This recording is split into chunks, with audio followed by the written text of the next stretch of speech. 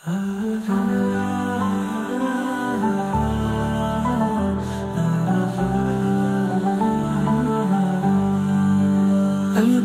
रोशनी लुटाए, तौबा की शबनम दिल को भरे, इबादत का सुकून ले जिस्म और जान को तरोताजा करे।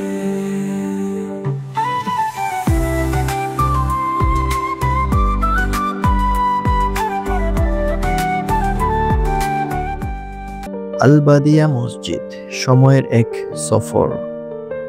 ফুজিরা পাহাড়ের ভূখণ্ডের মাঝে দাঁড়িয়ে আছে এক প্রাচীন উপাসনালয়, আল-বাদিয়া মসজিদ। শত শত বছর ধরে এটি বিশ্বাস, ইতিহাস ও সংস্কৃতির এক নিদর্শন হয়ে আছে। প্রতিটি ইটের মাঝে লুকিয়ে আছে অতীতের গল্প, সাধনার ছোঁয়া।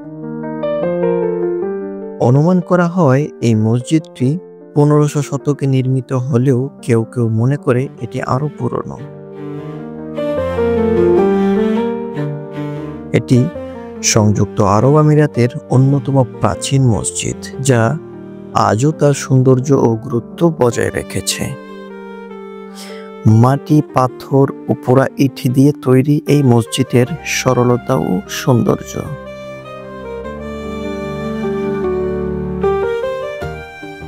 এর ডিজাইন ইসলামী সংস্কৃতি ও ধর্মীয় অনুভূতি প্রকাশ করে। এই মসজিদ শুধু নামাজের জায়গা নয়, অতীতে এটি ছিল ভ্রমণকারী ও ব্যবসায়ীদের জন্য একটি মিলনস্থল।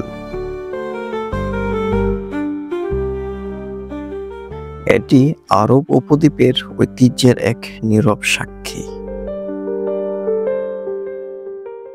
আল-বাদিয়া মসজিদের অন্যতম বিশেষত্ব হলো এটি শত শত বছর ধরে বড় কোনো সংস্কার ছাড়াই টিকে আছে।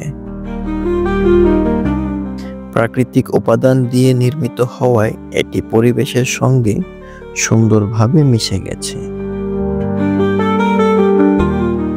প্রজন্মের পর প্রজন্ম ধরে এই মসজিদ উপাসনার স্থান হিসেবে পরিচিত, যা মানুষকে বিশ্বাস ও ঐক্যের বন্ধনে আবদ্ধ রেখেছে। আজও এটি তার মূল উদ্দেশ্য পূরণ করে চলেছে এবং সকল স্তরের মানুষকে স্বাগত জানাচ্ছে।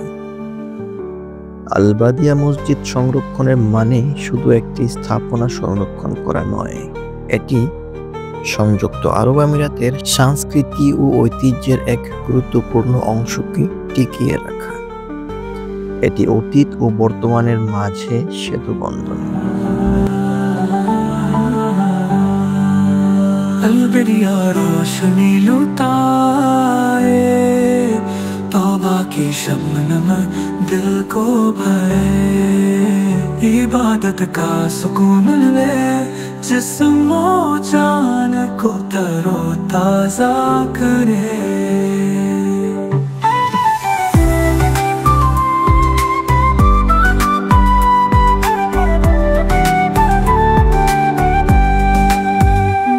की दुनिया में मन का नहीं है सुकून, अलबेरिया उस सुकून की तलाश है। इस जिंदगी को जन्नत बनाने के लिए अलबेरिया है। ये कैसी रोशनी है अलबेरिया में, अलबेरिया रोशनी लुटाए,